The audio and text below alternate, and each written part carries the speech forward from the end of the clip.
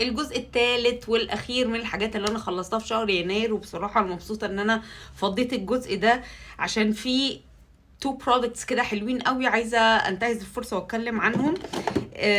اولا انا خلصت اللاناج ليب سليبنج ماسك، ده احلى حاجه تتحط على الشفايف. والليب بالم ده بتاع خادي برضو حلو، ليب بالم كويس بس طبعا مش حلو زي ده. والحاجتين بقى اللي انا عايزه اتكلم عنهم، بصوا يا جماعه، عارفين السيرم بتاع لانجهار ميتشن ده بقى الامبول المركز مركز مركز منه، دي قعدت معايا سنه، انتوا متخيلين؟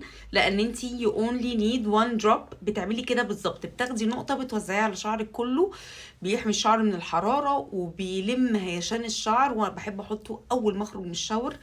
بجد يا جماعه الانبوله دي خطيره، هي اتغيرت شكلها دلوقتي بس حلوه جدا ولازم لازم اكررها.